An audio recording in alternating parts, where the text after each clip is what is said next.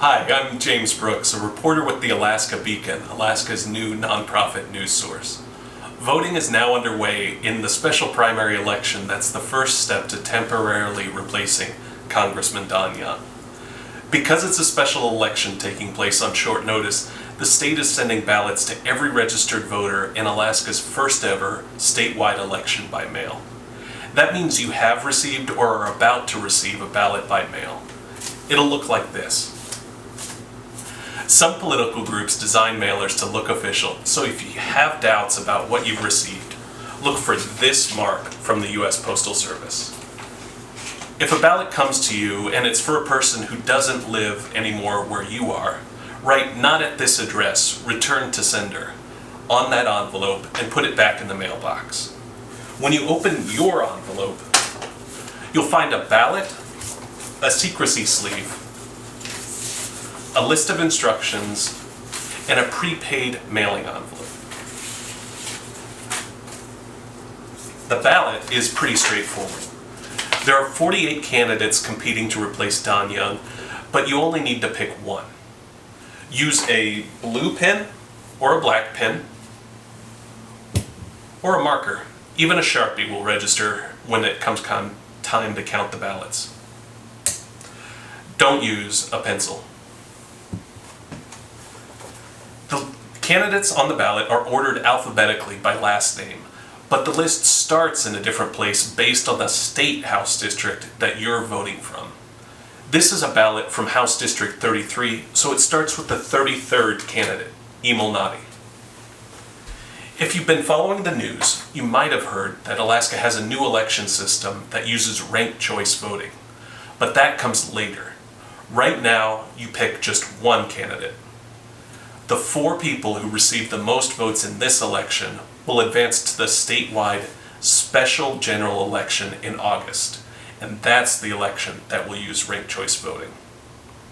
Once you've filled in the oval corresponding to the candidate you want, tear off the stub at the top of the ballot and put the ballot inside the secrecy sleeve.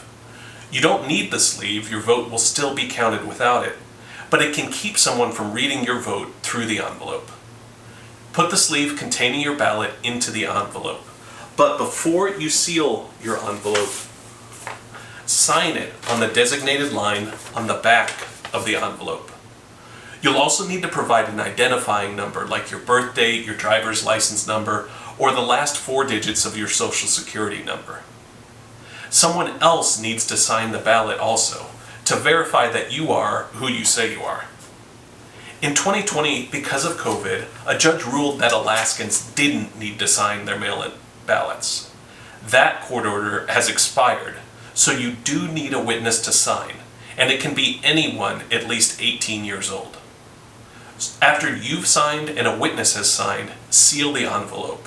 You can lick it, use a wet finger, or something along those lines. If it's not sticking, use tape to seal it. The envelope is postage prepaid, so you don't need a stamp. And if you don't want to mail it, drop it off at an early voting or absentee voting location. A full list of those is on the Division of Elections website, elections.alaska.gov. The deadline to submit your ballot is June 11th, but there's a catch. If you're mailing your ballot, that's the day it needs to be postmarked, not just mailed.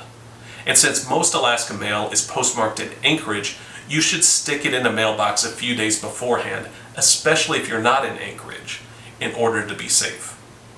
If you're up against the deadline, take your envelope to an in-person location or go inside your local post office and ask a postal worker to hand cancel the envelope. Keep in mind that June 11th is a Saturday, so the hours of the post office may be different. At the Division of Elections website, you can sign up for a notice telling you when and if your ballot has been received. That ballot can arrive up to 10 days after Election Day and still be counted as long as it was postmarked on or before Election Day. On the evening of June 11th, we'll know who's leading. By the 21st, summer solstice, we should know who the top 4 candidates are, and they will advance to the next round of voting. That's when you get to rank. That's it for now, and if you have questions about the process, contact the Division of Elections or me, James Brooks, at jbrooks@alaskabeacon.com. You can find our continuing coverage of the 2022 election at alaskabeacon.com. Thanks for watching.